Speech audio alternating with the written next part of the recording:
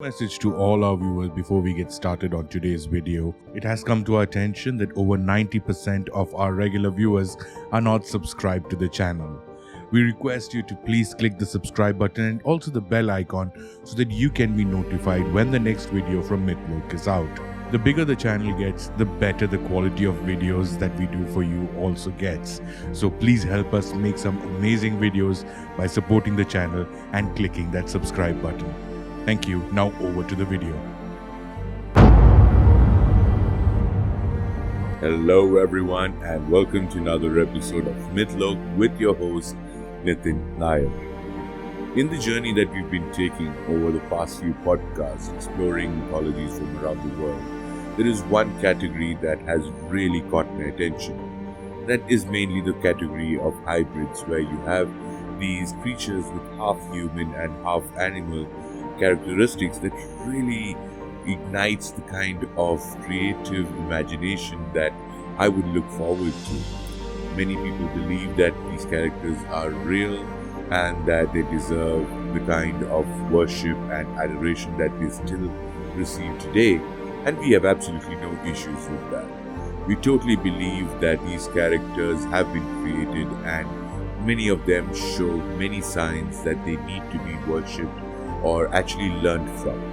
And if your particular religion or your particular set of beliefs considers them to be much more than a character in mythology and that you consider them to be gods, well, you have every right to believe so and we respect that decision of yours. It's just that we look at it from a very pragmatic third-person point of view when we analyze these characters. But to say that we have been amused or the fact that we find any of these characters funny is actually quite absurd. We really love these characters and the kind of magical excitement that they bring to the reader. And also, yes, we also acknowledge the fact that some of them have characteristics that just need to be commonplace in today's world, with every human being imbibing qualities of loyalty, friendship, high moral value, honesty, etc. And if you actually value these qualities and you look up to a character in mythology that exhibits them and you consider them to be worthy of worship, there is nothing that we can say that can counter this point. And we believe that some characters deserve all the kind of love, worship, reverence, adoration and respect that they receive. Now, one such character is that of Hanuman. On a personal level, the character of Hanuman has always excited me since I was a kid. He was my epitome for honesty, loyalty, strength, valor, bravery, you name it. Any quality that you can think or that you feel that a 6-year-old or a 7-year-old child should look up to, Hanuman had it and he was a legend for me. He was one of those characters that truly made me believe that the Ramayana was a true story. And then the fact that his half-brother Bhim was a character in the Mahabharata again endeared me to the character Bhim. Although in the context of this podcast and the website Mythology, what we have done is we have classified Hanuman as a hybrid. He falls under multiple categories. As he is worshipped as a standalone god in different parts of India and as part of Hindu mythology, he can be classified as a god. Now, since he is the son of the wind god Vayu and also known as Vayuputra in many of the retelling of the stories, he can be classified as a demigod. He belongs to the Vanara race, which is a race of monkeys. He can be classified as an animal. But we have chosen to classify him as hybrid because he displays characteristics that go beyond what an animal of a particular species would depict. So we discuss those things as we go along, but that is the only reason why the monkey god Hanuman has been classified as a hybrid in our podcast. Like you mentioned, Hanuman is a Hindu god and the companion of the god Rama. Hanuman is often referred to as the son of Vayu, the wind god, and on one account states that while Anjana, Hanuman's mother, was worshipping Shiva, the king of Ayodhya Dashrath was also performing a puja which begat him with sons Rama, Lakshmana, Bharata and Shatrughna. If you haven't listened to our podcast about Rama, the son of King Dashratha, please go ahead and check that out because we have talked about this whole puja a little bit more in detail. To aid in the birth of his sons, the wives of King Dashrath consumed a pudding that was blessed by the gods. While this was being handed over to the wives, a hawk snatched a portion of the pudding and flew away with it. The wind god Vayu delivered the portion to the hands of Anjana, who consumed it and was blessed with Hanuman as a child. Now, if we look at the physical traits of Hanuman, he is usually depicted as muscular, exceptionally well-built humanoid monkey. He stands upright, has thumbs that are comparable to what we have today on his arms and human-like feet. He has a distinct ape-like face but with other physical features of that of a man, excluding the presence of a very powerful and magical tail. Hanuman was born on the mountain Anjaneri. His mother Anjana was an Apsara who was born on earth after suffering a curse. She was redeemed by giving birth to a son, which was Hanuman.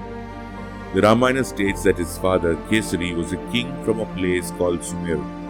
For 12 long years, Anjana and Kesari prayed for a son to Lord Shiva and was eventually blessed. If you look at the stories where they say that Kesari was the king of a place called Sumeru, there have been experts who want to claim that Sumer was an actual place that existed in that time, probably somewhere in modern day Middle East, so that the actual history of Hanuman's father can be traced to a region and can also have links to the Sumerian or the Babylonian cultures. Hanuman was also the son of Vayu in various stories and he played a crucial role in his birth. Another tradition says that Anjana and her father prayed to Shiva for a child. By Shiva's direction, Vayu transferred his male energy to Anjana's womb. Hanuman was born from that. Accordingly, Hanuman is identified as a son of Vayu. So the origin story of Hanuman has many versions depending on the area you live in or the kind of folklore that you believe in. But it always has the presence of Vayu, the wind god, in some form or the other. This actually resulted in him being referred to as Vayuputra or Pavanputra, with almost every aspect of mythology acknowledging the fact that Hanuman was probably Vayu's son. The origin of the word Hanuman is unclear. One interpretation is that it refers to a character with a mutilated jaw. Another version supports a Puranic legend where Hanuman as an infant mistakes the sun for a fruit and is wounded in the jaw when he is thrown back to earth by the sun god. Hanuman, Hanuman, Hanumanta, Hanumantudu are some of the names that have linguistic variations of Hanuman. These names are often used in rural India. Anjaneya, Anjaneya are also used in South India to indicate that he is the son of Anjana. Vayuputra or Pavanputra, which means the son of the Vayu Deva or the wind god. Vajrangbali or Bajrangbali, which means the strong one who has limbs as hard or tough as Vajra. He is also known as Sankata Mochna, which means the remover of dangers, hardship of hurdles. Maruti or the son of Maruta, which is another name for Vayu. Kapishwara, which means Lord of the Monkeys. Ramaduta means the messenger of Lord Rama. Mahakaya, which means gigantic. Veera or Mahavira, which means the most valiant or brave. Mahabala or Mahabali, which means the strongest ones, are some of the other common names under which Hanuman is worshipped around India and in some cases, some areas of Southeast Asia. Hanuman is blessed with numerous gifts, powers and abilities, but unfortunately is cursed with the fact that he is never aware of his powers. So this is the reason why in many instances across the Ramayana, it required other characters to remind Hanuman that he is capable of something when he was actually sitting completely distraught, not knowing what to do. So whether it was jumping across the sea to go to Lanka or even lifting up a whole mountain, other characters from the Mahabharata had to actually remind him that he has the strength and the ability to do it. Some of his other abilities include being immortal, which is showcased by the fact that he is one of the very few characters that is present in both the Ramayana as well as the Mahabharata. He is also considered a brahmachari who can control all kinds of temptation. He is also believed to be a shapeshifter, have extraordinary strength, have in-depth knowledge of the Vedas, and is a healer of all kinds of diseases.